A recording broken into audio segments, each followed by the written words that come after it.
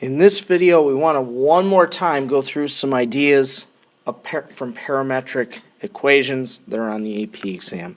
A particle is moving along a curve in the xy plane with a position x of t and y of t, where dx dt and dy dt are given. So we are given velocity. Okay, and at time 3, the particle is at the point 5,4. Find the speed of the particle at time 3. Well, we have a formula for speed.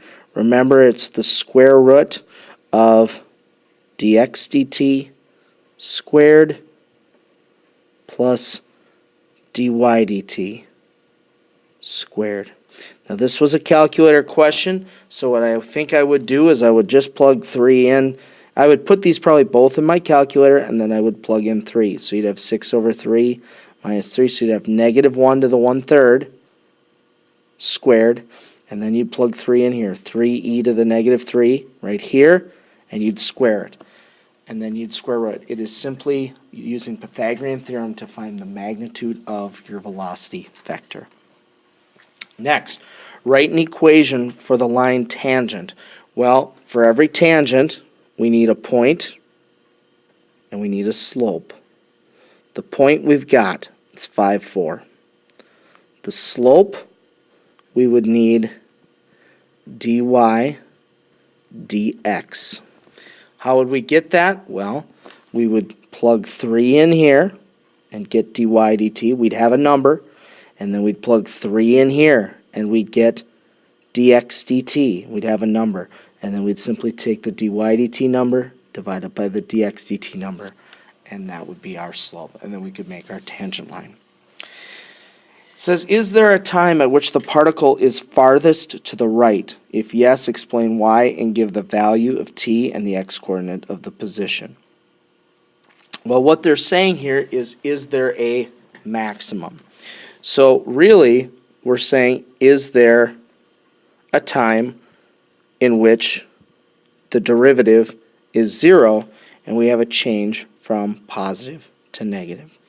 Well, if you look at it, you could maybe just graph it, but maybe you could just think, what would I do to make this 0? If t were 2, I would have 0, and that's probably the place to begin. So let's say that t is equal to 2. Now let's think sign analysis on that. If we plugged in numbers less than 2, what would happen to dx dt? And if we plugged in numbers greater than 2. And of course, 0, I guess, would be a critical point as well because it would make it undefined.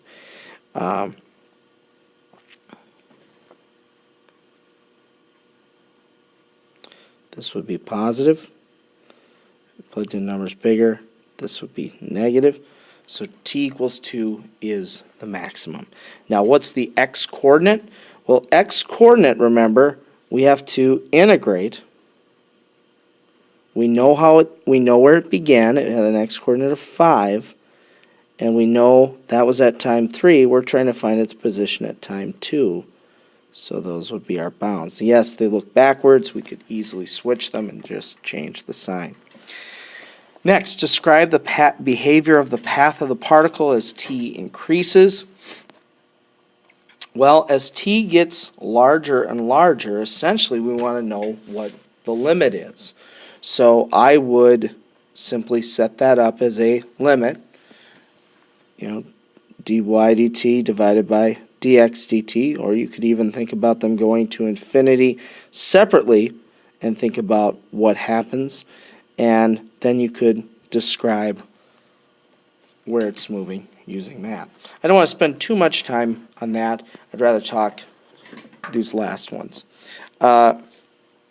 What's the distance traveled by the particle on the interval from 2 to 5? Well, remember distance is this thing.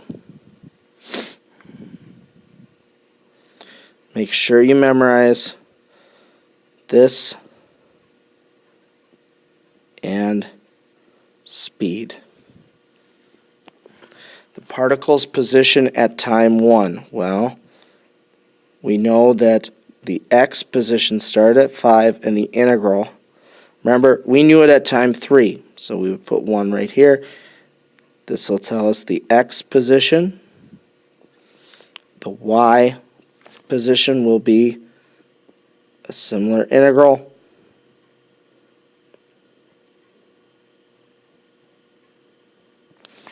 How do you know if the particle is at rest?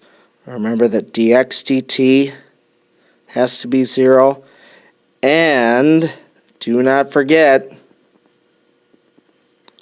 dy dt must also be 0.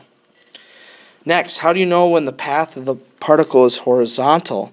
Well, horizontal means that dy dt is 0.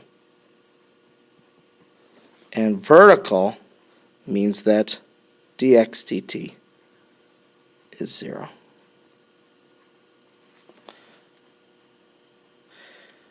Now, I know I skimmed over some things and I wanted to make sure that we got through everything in a very timely manner, but the things to really know here, because you could be asked some kind of strange things, but you definitely got to know this speed idea. You've definitely got to know how to do a tangent line. You've definitely got to know the distance formula. You've definitely got to know how to find a position.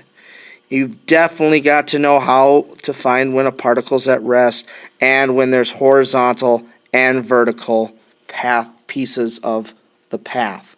The one other thing you should know, of course, is how to work between a velocity and acceleration. I didn't put that in here. That, of course, would be just finding the derivative of velocity.